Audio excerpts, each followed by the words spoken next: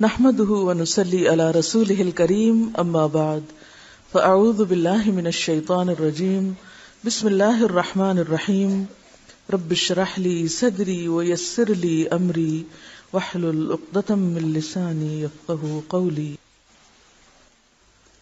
آج ہم پڑھیں گے اہمیت نماز کے بارے میں۔ رسول اللہ صلی اللہ علیہ وسلم نے ارشاد فرمایا، ان اول ما يحاسب الناس يوم القیامت من اعمالهم الصلاۃ، بے شک قیامت کے دن لوگوں کے اعمال میں سے سب سے پہلے نماز ہی کا حساب ہوگا۔ یعنی قیامت کے دن جو امتحان کا دن ہے، اس دن کا پہلا پرچہ آپ کو ڈیٹ شیٹ دی جا رہی یوم القیامہ کی کہ پہلا پیپر نماز کا ہے۔ حل تو آپ نے یہاں کرنا ہے، لیکن سب سے پہلے اس کا رزلٹ آپ کے سامنے رکھا جائے گا۔ وہ صحیفہ کھول کے بتا دیا جائے گا کہ یہ آپ دیکھیے کیا کر کے آئے ہیں۔ صرف اس بات کا امتحان نہیں کہ آپ نے کتنی نمازیں پڑھی، بلکہ اس بات کا امتحان بھی کہ کب پڑھی، وقت کے اندر پڑھی یا تاخیر کر کے پڑھی یا قضا کر کے پڑھی، یا پھر یہ کہ سنت کے مطابق پڑھی، یا پھر صرف نماز کو بطور نماز ہی لیا۔ تو اول ما یحاسب الناس یوم القیامہ من اعمالہم الصلاۃ، تو پہلا حساب نماز کا ہے۔ حضرت ابن مسعود رضی اللہ تعالی عنہ فرماتے ہیں، میں نے رسول اللہ صلی اللہ علیہ وسلم سے سوال کیا کہ اللہ تعالیٰ کو کون سا عمل زیادہ محبوب ہے، اللہ تعالیٰ کیا پسند کرتے ہیں اور سب سے زیادہ کیا پسند ہے۔ ذرا غور کیجئے اس سوال پر۔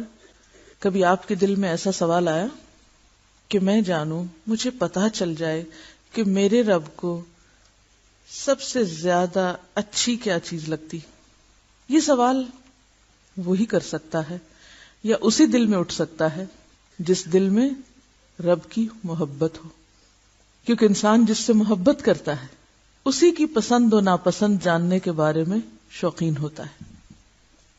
آپ کسی انسان سے محبت کرتے ہیں تو آپ ہمیشہ یہ جاننا چاہیں گے کہ اس کو کیا پسند ہے، کھانے میں کیا پسند ہے، پہننے میں کیا پسند ہے، کون سی چیز زیادہ اچھی لگتی۔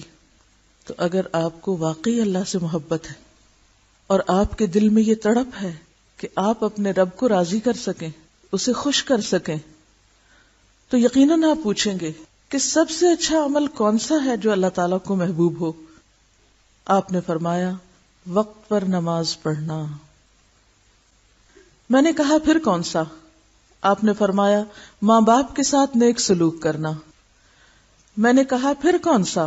آپ نے فرمایا، اللہ کے راستے میں جہاد کرنا۔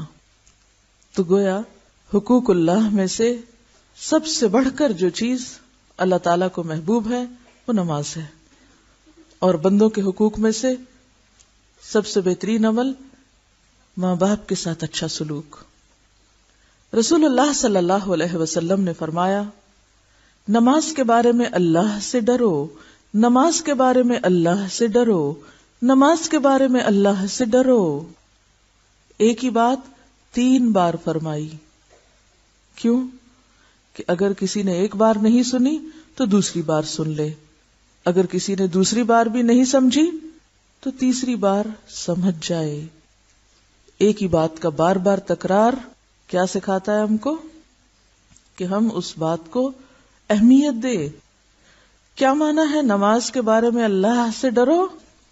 کہ قیامت کے دن جب اس کے بارے میں حساب ہوگا یا پوچھ ہوگی تو حساب سخت ہوگا، تمہیں جواب دینا ہوگا، تمہاری پوچھ ہوگی، پھر کیا جواب دو گے کہ کیسی نمازیں پڑھی تھی۔ ایک اور حدیث میں آتا ہے، آدمی اور شرک کے درمیان نماز ہی حائل ہے۔ اب دیکھیے 3 طرح اس بات کو کہا گیا ہے، کفر، شرک اور منافقت۔ ان تینوں چیزوں سے برات کے لیے ثبوت کس چیز سے دینا ہے؟ نماز سے۔ یعنی کفر سے بری ذمہ بھی انسان کب ہوگا؟ جب نماز ادا کرے گا۔ منافقت سے بھی کب نکلے گا؟ جب نمازیں درست ہوں گی۔ شرک سے بھی کب پاک ہوگا؟ جب نماز درست ہوگی، یا دوسرے لفظوں میں نماز انسان کو شرک سے بچانے والی ہے۔ سورۃ الروم میں اللہ تعالیٰ فرماتے ہیں، اقیموا الصلاۃ ولا تکونوا من المشرکین، نماز قائم کرو اور مشرکین میں سے نہ ہو جاؤ، مشرک نہ بنو۔ تو گویا نماز کا نہ پڑھنا جہاں کفر بھی ہے، وہاں نماز کا نہ پڑھنا منافقت کی علامت بھی ہے، اور اسی طرح نماز نہ پڑھنا شرک بھی ہے۔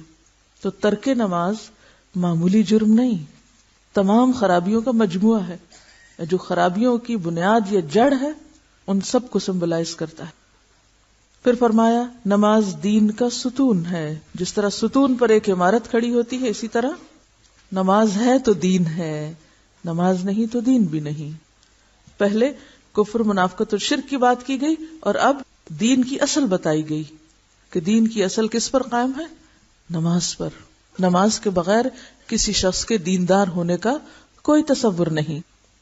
قیامت کے دن جب اللہ تعالیٰ بعض دوزخیوں پر رحمت کرنے کا ارادہ فرمائے گا تو فرشتوں کو حکم دے گا کہ وہ دوزخ سے ایسے لوگوں کو باہر نکال لیں جو اللہ کی عبادت کیا کرتے تھے۔ فرشتے انہیں نشان سجدہ سے پہچان کر دوزخ سے نکال دیں گے۔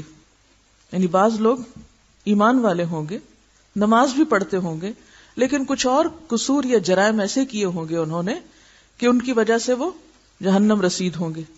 پھر جب وہ اپنے قصوروں یا گناہوں کی سزا بھگت چکیں گے اور اللہ تعالیٰ ارادہ فرمائیں گے کہ اب ان کو واپس نکال لیا جائے، تو فرشتوں کو حکم دیا جائے گا کہ جائیں ان کو جہنم سے ڈھونڈ کے نکال لائیں۔ اب فرشتے جائیں گے، دیکھیں گے کہ کہاں ہیں وہ لوگ، تو ان کو کہاں سے پہچانیں گے؟ کن بیجز سے؟ سجدے کے نشان کے بیج سے۔ یہ ہیں وہ لوگ، ان کو نکال لیا جائے، کیونکہ سجدے کی جگہوں پر اللہ تعالیٰ نے دوزخ کو حرام کر دیا ہے، وہاں آگ کا کچھ اثر نہ ہوگا۔ یعنی سجدے کے جو نشان ہیں یا سجدے کی جو جگہیں ہیں، مثلا ہاتھ ہیں، گھٹنے ہیں، 7 اعضاء پہ سجدہ ہوتا ہے نا، تو جن اعضاء پہ سجدہ ہوتا ہے، ماتھا، ناک، ہاتھ، گھٹنے، پاؤں، تو ان جگہوں پہ آگ نہیں لگے گی، یعنی وہ ایک طرح سے فائر پروف ہوں گے۔ فرمایا سب سے افضل عمل اول وقت پر نماز پڑھنا ہے۔ فرمایا جب آدمی نماز کے لیے کھڑا ہوتا ہے تو رحمت الہی اس کی طرف متوجہ ہو جاتی ہے۔ یعنی جو شخص یہ چاہتا ہو کہ اللہ تعالیٰ اس پر نظر رحمت فرمائے، اسے چاہیے کہ نماز میں کھڑا ہو جائے۔ جب بھی غم، دکھ، تکلیف اور پریشانی کی کثرت ہو تو نماز کے لیے کھڑے ہو جائیں، کیونکہ نبی صلی اللہ علیہ وسلم کا طریقہ یہی تھا۔ فرمایا میرے پاس جبریل آئے اور کہنے لگے، اے محمد صلی اللہ علیہ وسلم، خواہ کتنا ہی آپ زندہ رہیں، آخر ایک دن مرنا ہے، اور جس سے چاہیں کتنی ہی محبت کریں، آخر ایک دن جدا ہونا ہے، اور آپ جیسا بھی عمل کریں اس کا بدلہ ضرور ملنا ہے، اور اس میں کوئی تردد نہیں کہ مومن کی شرافت تہجد کی نماز میں ہے، اور مومن کی عزت لوگوں کے مال سے استغنا برتنے میں ہے۔ پہلے تو زندگی کے کچھ حقائق بتائے کہ یہ تو ہونا ہی ہے، موت بھی ضرور آنی ہے، عزیز ترین لوگوں سے بھی لازمن جدا ہونا ہے، دس از فیکٹ آف لائف، اور اعمال کا بدلہ بھی ضرور ملنا ہے۔ اسی کے لیے تو اللہ نے یوم الدین رکھا۔ تو پھر انسان کرے کیا کہ اپنے رب سے تعلق درست کرے، اور دوسری طرف لوگوں کے مال سے بے نیاز ہو جائے، لوگوں کو ملنے والی دنیا پر غمگین نہ ہو، نہ اس کی ہرس رکھے، نہ اس کی طرف نظر اٹھائے، اور نہ ہی کوئی دل میں لالچ ہو۔ رسول اللہ صلی اللہ علیہ وسلم فرماتے ہیں، میں نے خواب میں اپنے بابرکت اور بلند قدر پروردگار کو بہترین صورت میں دیکھا، بس اس نے کہا اے محمد، میں نے کہا اے میرے رب میں حاضر ہوں۔ اللہ نے فرمایا مقرب فرشتے کس بات میں بحث کر رہے ہیں، یعنی کس موضوع پر ڈسکشن جاری ہے؟ میں نے کہا میں نہیں جانتا۔ اللہ تعالیٰ نے 3 بار پوچھا، میں نے ہر بار یہی جواب دیا۔ پھر میں نے اللہ تعالیٰ کو دیکھا کہ اس نے اپنا ہاتھ میرے کندھوں کے درمیان رکھا، یہاں تک کہ میں نے اللہ تعالیٰ کی انگلیوں کی ٹھنڈک اپنی چھاتی کے درمیان محسوس کی۔ پھر میرے لیے ہر چیز ظاہر ہو گئی اور میں نے سب کو پہچان لیا۔ پھر فرمایا اے محمد، میں نے کہا میرے رب میں حاضر ہوں۔ اللہ نے فرمایا مقرب فرشتے کس بات میں بحث کر رہے ہیں؟ میں نے کہا کفارات، یعنی گناہوں کا کفارہ بننے والی نیکیوں کے بارے میں۔ اللہ نے فرمایا وہ کیا ہے؟ میں نے کہا نماز با جماعت کے لیے پیدل چل کر جانا، اور نماز کے بعد مسجدوں میں بیٹھنا، یعنی صرف نماز پڑھ کے نکل نہیں جانا، بلکہ کچھ دیر بیٹھ کر اللہ کا ذکر کرنا یا اس روحانیت کو محسوس کرنا اور اپنے اندر جذب کرنا. اور مشقت یعنی سردی یا بیماری کے وقت پورا وضو کرنا. جیسے سردی کے موسم میں آپ صلی اللہ علیہ وسلم کے زمانے میں کوئی گیزر نہیں تھے، کوئی سوئی گیس نہیں تھی، کوئی الیکٹرک ہیٹرز، الیکٹرک کیٹلز کچھ بھی نہیں ہوتی تھی، تو لوگ ٹف لائف کے عادی تھے یا ایک مجاہدانہ زندگی بسر کرتے تھے اور ٹھنڈے پانی سے بھی بخوشی وضو کر لیتے تھے. تو گناہوں کا کفارہ کن چیزوں سے ہوتا ہے؟ بیماری یا سردی کے وقت پورا وضو کرنا، خوش دلی سے کرنا. جب آپ ایسا وضو کر رہے ہوں تو اس وقت سیلف پٹی سے نکلیں، خود کو مظلوم نہ سمجھیں، آنکھوں میں آنسو نہ ہو، بلکہ کیا سوچ کے کریں کہ اس سے میرے گناہ جھڑ رہے ہیں. اللہ تعالیٰ نے فرمایا اور کس چیز میں بحث کر رہے ہیں؟ میں نے کہا درجات کی بلندی کے بارے میں کہ درجے کس سے بلند ہوتے ہیں. اللہ نے پوچھا وہ کن چیزوں میں ہے؟ میں نے کہا لوگوں کو کھانا کھلانے، نرم بات کرنے اور رات کو نماز پڑھنے میں. یعنی انسان اوپر کے درجوں پہ کیسے جاتا ہے؟ لوگوں کو کھانا کھلانے سے، نرمی سے بات کرنے سے. اور رات کی نماز سے مراد تہجد کی نماز ہے.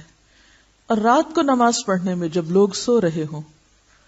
اب اگر آپ یہ 3 کام کر لیں تو 3 درجے اوپر چلے جائیں گے. اگر 3 نہیں کر سکتے تو 2 کر لیں، 2 نہیں کر سکتے تو کم از کم 1 تو کریں. مثلا آپ کے پاس مال نہیں، آپ خود بھی کھانے کے لیے دوسروں کے محتاج ہیں، آپ کہاں سے کھلائیں دوسرے کو؟ اگرچہ انسان اس میں سے بھی لقمہ 2 لقمے دوسرے کو دے سکتا ہے، لیکن اگر نہیں تو دوسری چیز پر تو کچھ خرچ نہیں آتا. اور وہ کیا ہے؟ نرم بات کرنا. ایک ہی بات انسان 2 طریقوں سے کر سکتا ہے، سختی سے روب جھاڑ کر، چیخ چلا کے، اور نرمی سے. فرق صرف آپ کے اپنے مزاج کا ہے، آپ کی سوچ کا ہے، آپ کے اندر کی تبدیلی کا ہے. آپ کا ڈیسیژن ہے کہ آپ ایک ہی بات کو کیسے کہنا چاہتے ہیں. ہاں، اگر آپ نرم بات کریں گے، آرام سے بات کریں گے تو آپ کے درجات بلند ہوتے چلے جائیں گے، لوگوں کے دلوں میں بھی بلند ہوں گے. ایسا نہیں کہ صرف آخرت میں، دنیا میں بھی انسان کا مرتبہ بڑھنے لگتا ہے، وہ معزز ہو جاتا ہے. اور اگر آپ مجبور ہیں اپنی عادت سے کہ 20-30 سال میں اب اتنی پکی ہو چکی ہے کہ بازی نہیں آ رہے کوشش کے باوجود، تو پھر راتوں کی نماز شروع کریں. کہیں تو آگے بڑھنے کی کوئی عملی کوشش ہونی ہی چاہیے. صرف آرزوؤں اور تمناؤں سے بات نہیں بنے گی کہ صرف ہم سوچتے ہی رہ جائیں اور کریں کچھ نہ. پھر اللہ تعالیٰ نے فرمایا اپنے لیے جو چاہو دعا کرو. رسول اللہ صلی اللہ علیہ وسلم نے فرمایا کہ پھر میں نے یہ دعا کی، اللہم انی اسألک فعل الخیرات وترک المنکرات وحب المساکین وان تغفر لی وترحمنی واذا اردت فتنة فی قوم فتوفنی غیر مفتون واسألک حبک وحب من یحبک وحب عمل یقرب الی حبک. اے اللہ، میں تجھ سے سوال کرتا ہوں نیکیوں کے کرنے کا اور برائیوں کے چھوڑنے کا اور مسکینوں کے ساتھ محبت کرنے کا، اور یہ کہ تو مجھے بخش دے اور مجھ پر رحم کر، اور اگر تیرا کسی قوم کو آزمائش میں ڈالنے کا ارادہ ہو تو مجھے آزمائش سے بچا کر موت دے دینا. اور میں تجھ سے تیری اور ہر اس شخص کی محبت مانگتا ہوں جو تجھ سے محبت کرتا ہے، اور میں تجھ سے وہ عمل کرنے کی توفیق مانگتا ہوں جو مجھے تیری محبت کے قریب کر دے. نبی اکرم صلی اللہ علیہ وسلم نے فرمایا میرا یہ خواب حق ہے، بس اس کو یاد رکھو اور دوسرے لوگوں کو بھی یہ خواب سناؤ. میں نہیں کہہ رہی آپ کو، یہ آپ کے رسول آپ کو کہہ رہے ہیں کہ میرا یہ خواب سچ ہے، کیونکہ انبیاء کے خواب سچ ہوتے ہیں، وہ بھی وحی کی ایک قسم ہوتی ہے. خود بھی یاد رکھو اور دوسروں کو بھی سناؤ. آج اتفاق کی بات ہے کہ صبح میں یہی دعا مانگ کر آ رہی ہوں. میں روزانہ اس طرح دعائیں مانگتی ہوں کہ جیسے مسنون دعاؤں کی کتاب ہے تو وہ شروع سے شروع کر لیتی ہوں، اور قرآن پاک کی تلاوت کے بعد چونکہ دعا قبول ہوتی ہے تو میں پھر کچھ دعائیں جتنی میں خشوع سے یا شوق سے مانگ سکوں اتنی اس کتاب میں سے پڑھ لیتی ہوں. کیونکہ سب کچھ حافظے میں نہیں رہتا. اور پھر اگر ترتیب سے نہ مانگو تو ہم بعض اوقات صرف آدھی ایک ہی بات زبان سے ہلا کے اٹھ جاتے ہیں. وہ کیا ہوتا ہے کہ ہمیں عادت ہے اچھا ربی اعنی علی ذکرک و شکرک حسن عبادتک کہ وہ پتہ ہی نہیں منہ سے کیا نکال گئے, ختم ہو گئی, رٹا ہوا ہے جملہ دہرا دیا. تو اس طرح کیا ہوتا ہے ہر روز نئی دعائیں سامنے آ جاتی ہیں اور آپ کا شوق بھی برقرار رہتا ہے. اچھا, آپ صلی اللہ علیہ وسلم نے مساکین کی محبت کیوں مانگی؟ مساکین کی محبت مانگی ہے آپ نے کہ یا اللہ میں تجھ سے سوال کرتا ہوں حب المساکین. کیوں؟ تکبر ختم ہوتا ہے. اور مسکین کا لفظ سین کاف نون سے ہے, سکنا ٹھہرا ہوا, یعنی مالی کمی کی وجہ سے یا پھر اس کے ساتھ مزید تعلیم کی کمی کی وجہ سے, محبت کی کمی کی وجہ سے, معاشرے کی لاپرواہی کی وجہ سے کسی کام کے قابل نہیں ہے, ٹھہرا ہوا ہے, اس کے اندر کوئی کانفیڈنس نہیں, وہ آگے نہیں بڑھ سکتا, زندگی کی دوڑ دھوپ میں حصہ نہیں لے سکتا. بیسیکلی زندگی کی خوشیوں اور زندگی کی جو ایک عملی روا روی ہوتی ہے اس میں وہ حصہ لینے پر قادر نہیں, شرمایا, جھجکا ہوا, پیچھے پڑا ہوا, اس کی ضروریات اس کو دم نہیں لینے دیتی. اور جو محروم طبقات ہوتے ہیں عام طور پر کوئی ان کی طرف توجہ نہیں کرتا اور ان کو انسان ہی نہیں سمجھتا, لیکن اللہ کے رسول صلی اللہ علیہ وسلم ان کی محبت مانگ رہے ہیں, کیونکہ اگر ان سے محبت ہوگی تو ہی ہم دنیا میں ان کے ساتھ خیر و بھلائی کر سکتے ہیں, ہمارے اندر کا تکبر اور فخر اور غرور بھی ٹوٹے گا.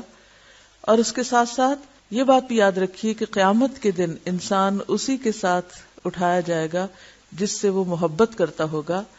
اور ایک اور حدیث سے پتہ چلتا ہے کہ مساکین جنت میں 500 سال پہلے داخل ہوں گے.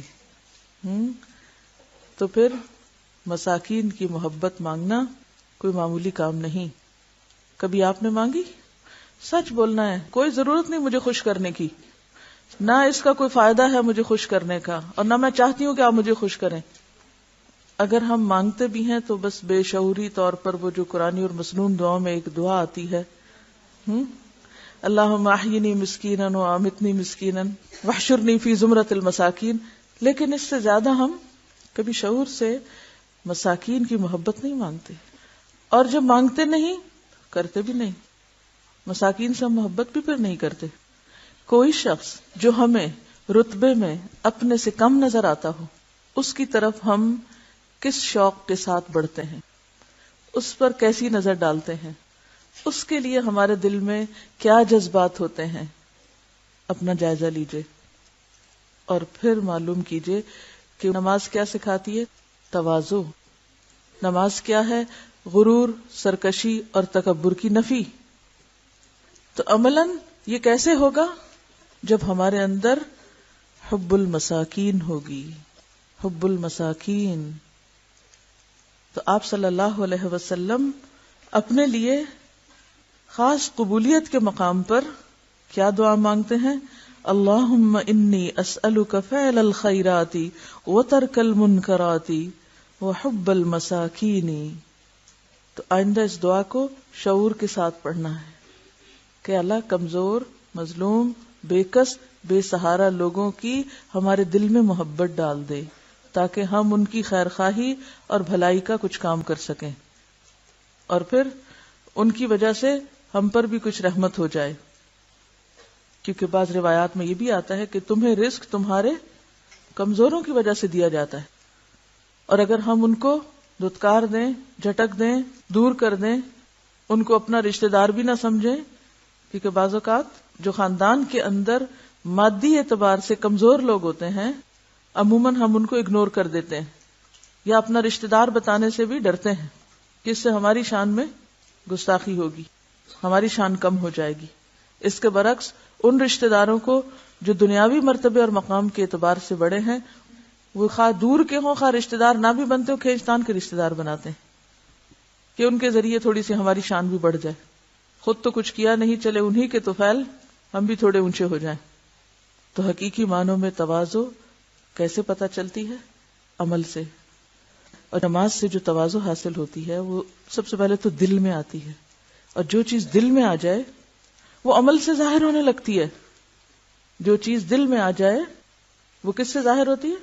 عمل سے. مثلا آپ کے دل میں آپ کے بچے کی محبت ہے، آپ کا عمل کیسے ہوتا ہے؟ وہ روئے تو آپ بیٹھے رہتے ہیں، وہ کوئی معصوم حرکت کرے تو آپ توجہ نہیں کرتے. ایسا ہوتا ہے؟ نہیں. ایک ماں کو بچے سے جو محبت ہوتی ہے تو اس محبت پر وہ کیا کرتی؟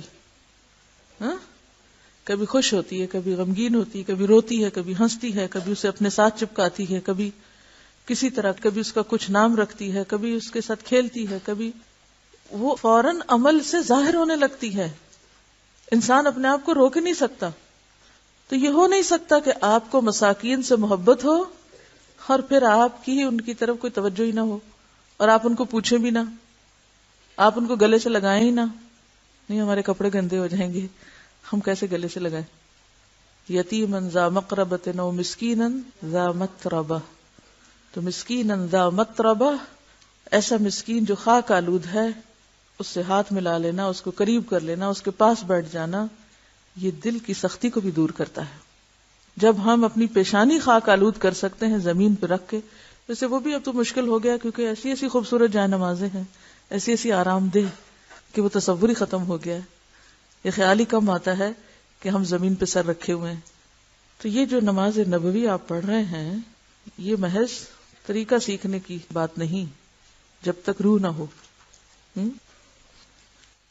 ہاں، جو کل میں نے آپ سے کہا تھا کہ حدیث شیئر کرنی ہے، کیا آپ نے کی؟ جی آپ فرمائیے، آپ نے کیا کیا؟ گھر خط لکھا انہوں نے اور انہوں نے اپنا کام کر لیا. جی، یہ کہتی ہے کہ گھر والوں نے ان سے کہا کہ اپنی کتابیں دکھاؤ. کتاب دیکھی تو جب وہ دیکھ کے واپس کرنے لگے تو میں نے اس وقت ان کو کہا کہ حدیث بھی پڑھ لیں. گڈ. اور کیا ہوا؟ یہ کہتی ہے کہ دوپہر کے کھانے پہ جب سب گھر والے بیٹھے تو پوچھا کہ کیسی کلاس ہوئی، تو اس وقت میں نے ان سے کہا کہ میں نے آج ایک اچھی بات سنی ہے اور ساتھ ہی سنا دی. یہی طریقہ ہوتا ہے. جی، ان کے پاس ٹیوشن پڑھنے چھوٹے بچے آتے ہیں تو انہوں نے ان کو یہ حدیث سنائی. دیکھیے، اگر کچھ لوگ اس نیکی میں آگے بڑھ گئے ہیں تو پیچھے کوئی نہ رہے. کچھ مشکل نہیں، 10 منٹ لگیں گے خط لکھنے میں. اگر قریب نہیں ہے کوئی آپ کے جس کو آپ سنا سکیں تو آپ خط کے ذریعے لکھ کے بھیج سکتے ہیں، کیونکہ پوری کتاب تو کوئی نہیں پڑھتا. اگر اس میں سے ایک حصہ نکال کے کسی کو دے دیا جائے تو اس کو تو وہ پڑھ ہی لیتے ہیں. یا آپ خط گھر والوں کو کہ میرا یہ خط گھر والوں کو پڑھ کے سنا دیں.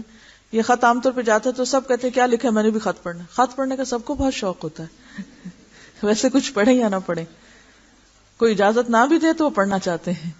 تو اس لیے خط جو ہے دین کی تعلیم پھیلانے کا یا عام کرنے کا بہت خوبصورت طریقہ ہے. اب میں چاہتی یہ ہوں کہ اس حدیث پر عمل کیا جائے. اس دعا کو ٹائپ کرا لیتے ہیں اور اس کا پرنٹ آپ کو دے دیتے ہیں. آپ کسی ایسی جگہ پر لگا دیں جہاں آپ پڑھتے رہیں دن میں ایک دفعہ کم از کم. جو ہاسٹل کے لوگ ہیں، جتنے بھی روم انچارجز ہیں، ان کی ذمہ داری ہے کہ ایک کاغذ لے کر اس پر یہ دعا لگا کر کمرے میں لگا دیں تاکہ ہم فوراً ہی عمل کر سکیں. اگر ہم عمل نہیں کریں گے تو یہ علم پڑھنے کا فائدہ کچھ نہیں. اور اتنی خوبصورت دعا آپ دیکھیے کہ یہ دعا کس موقع پر آپ صلی اللہ علیہ وسلم نے پڑھی، کب مانگی اور کیا مانگا. کس قدر خوبصورت دعا ہے کہ اللہم انی اسألک فعل الخیرات و ترک المنکرات. اور اگر یہ دعا قبول ہو جائے تو پھر خوش قسمتی کا کیا ٹھکانہ کہ جس کو نیکیوں کی توفیق ہو جائے، نیکیوں کا شوق ہو جائے اور اس کی برائیاں چھٹ جائیں تو پھر اس سے بڑی کامیابی کیا. رسول اللہ صلی اللہ علیہ وسلم نے فرمایا، جس نے صبح کی نماز پڑھی وہ اللہ کی حفاظت میں ہے، بس اللہ تعالیٰ تم سے اپنی حفاظت کے بارے میں کسی چیز کا مطالبہ نہ کرے، اس لیے کہ جس سے وہ یہ مطالبہ کرے گا یقیناً اس کو اپنی گرفت میں لے کر منہ کے بل جہنم میں پھینک دے گا. یعنی نماز میں کوتاہی نہ کرو کیونکہ یہ اللہ کی حفاظت نہ چاہنے کے مترادف ہے. نماز میں کوتاہی کا مطلب کیا ہے کہ مجھے نہیں چاہیے اللہ کی حفاظت. اور جو شخص نماز با جماعت میں کوتاہی نہیں کرتا اسے ناحق تنگ نہ کرو کہ یہ اللہ کی حفاظت کو توڑنے کے مترادف ہے. اللہ کی پکڑ سے ڈرو ورنہ جہنم کا ایندھن بن جاؤ گے. حضرت ابن عباس سے روایت ہے کہ رسول اللہ صلی اللہ علیہ وسلم نے فرمایا، امنی جبریل علیہ السلام عند البیت مرتین فصلى بي الظهر حين زالت الشمس وكان قدر الشراك وصلى بي العصر حين كان ظله مثله وصلى بي يعني المغرب حين أفطر الصائم وصلى بي العشاء حين غاب الشفق وصلى بي الفجر حين حرم الطعام والشراب على الصائم فلما كان الغد صلى بي الظهر حين كان ظله مثله وصلى بي العصر حين كان ظله مثليه وصلى بي المغرب حين أفطر الصائم وصلى بي العشاء إلى ثلث الليل وصلى بي الفجر فأسفر. عربی میں نے پڑھ کے سنائی ہے، اگر ہوم ورک کے طور پہ آپ اس کو لے لیں اور اسی طرح پڑھنے کی کوشش کریں تو اس سے آپ کی قابلیت میں اضافہ ہوگا، کیونکہ جو الفاظ نبی صلی اللہ علیہ وسلم کے ہیں وہ کسی اور کے ہو ہی نہیں سکتے، اور پھر جو لطف ہے ان الفاظ کے اندر اور جو شیرینی ہے اور جو برکت ہے وہ اردو ترجمے سے نہیں ملے گی آپ کو. خانہ کعبہ کے پاس جبریل علیہ السلام نے میری امامت کی، یعنی آپ صلی اللہ علیہ وسلم کو نماز پڑھائی. بس مجھے ظہر کی نماز پڑھائی اور مجھے عصر کی نماز پڑھائی اور مجھے مغرب کی نماز پڑھائی اور مجھے عشاء کی نماز پڑھائی اور مجھے فجر کی نماز پڑھائی. یہ اس حدیث کا مختصر مفہوم انہوں نے بیان کیا ہے. اب اس حدیث سے یہ پتہ چلتا ہے کہ نماز کا طریقہ عملی طور پر آپ کو اللہ تعالیٰ نے جبریل علیہ السلام کے ذریعے سکھایا اور انہوں نے پریکٹیکل ڈیمونسٹریشن کے ذریعے آپ کو نماز سکھائی. اور پھر اس کے ساتھ اس حدیث میں اوقات کا بھی ذکر ہے. اس زمانے میں چونکہ اوقات معلوم کرنے کے لیے مختلف طریقے نکل آئے ہیں تو ان سے فائدہ اٹھا کر ہم اپنی نمازوں کے اوقات معلوم کر سکتے ہیں. چونکہ لائف سٹائل بدل گیا نا، طریقہ زندگی بدل گیا، ہم سورج کو اس طرح سامنے دیکھتے نہیں، لہٰذا ہمیں سورج کا ڈھلنا، اس کا 1 مثل 2 مثل کا پتہ ہی نہیں چلتا. تو بہتر ہے کہ گھڑیوں اور کیلنڈر کی مدد سے یا چارٹ کی مدد سے اپنے اوقات کا تعین کر لیا جائے، اور اگر آسان ہو تو بہت ہی اچھا ہے کہ انسان کو یاد دہانی ہو جاتی. امامت جبریل کی اس حدیث سے معلوم ہوا کہ نماز کا درجہ اتنا بلند، اس کی اہمیت اللہ کے نزدیک اتنی اعلیٰ و عرفہ، اور اسے مخصوص ہیئت، مقررہ قاعدوں، متعینہ ضابطوں اور نہایت خشوع و خضوع سے ادا کرنا اس قدر ضروری ہے کہ اللہ تعالیٰ نے تعلیم امت کے لیے جبریل کو ہادی عالم کے پاس بھیجا. جبریل نے اللہ کے حکم کے مطابق رسول اللہ صلی اللہ علیہ وسلم کو نماز کی کیفیت، ہیئت، اس کے اوقات اور اس کے قاعدے سکھائے، اور پھر آپ جبریل علیہ السلام کے بتائے اور سکھائے ہوئے وقتوں، طریقوں، قاعدوں اور ضابطوں کے مطابق نماز پڑھتے رہے، اور امت کو بھی حکم دیا تم اس طرح نماز پڑھو جس طرح تم مجھے نماز پڑھتے دیکھتے ہو. ان کا سوال بہت اچھا ہے کہ نماز کو چھوڑنا شرک کیسے ہو گیا؟ فرمائے گا نا کہ نماز قائم کرو اور مشرکین میں سے نہ ہو جاؤ. دیکھیے کہ جب اذان ہو جاتی ہے نا تو اس وقت ہمارے اوپر یہ فرض عائد ہو جاتا ہے کہ ہم اب اللہ کا حق دینے کے لیے تیار ہو جائیں، عبادت کے لیے نکل آئیں، دنیا کے کام چھوڑ دیں. لیکن اگر ہم نہیں نکلتے اس وقت نماز کے لیے اور وہ کام نہیں چھوڑتے تو گویا ہم نے کیا کیا؟ اللہ کے ساتھ اس کام کو شریک کر لیا. اسی لیے کہا گیا کہ جو شخص نماز کا چھوڑنے والا ہوگا قیامت کے دن وہ فرعون، حامان اور قارون کے ساتھ اٹھایا جائے گا. فرعون متکبر تھا. اگر کوئی شخص تکبر کی وجہ سے نماز چھوڑتا ہے، اپنے آپ کو بڑی چیز سمجھتا ہے، یعنی کفر کا ارتکاب کرتا ہے، تو فرعون کا ساتھی ہوا. حکومت کی محبت میں، اگر جاہ کی محبت میں چھوڑتا ہے تو حامان کا ساتھی. مال کی محبت میں چھوڑتا ہے تو مال کی محبت کیا ہے؟ یہ بھی شرک ہو جاتا ہے. اللہ کی محبت پہ اگر غالب آ جائے یا اس کے مقابل آ جائے. وآخر دعوانا ان الحمد للہ رب العالمین. سبحانک اللہم وبحمدک نشہد ان لا الہ الا انت نستغفرک ونتوب الیک.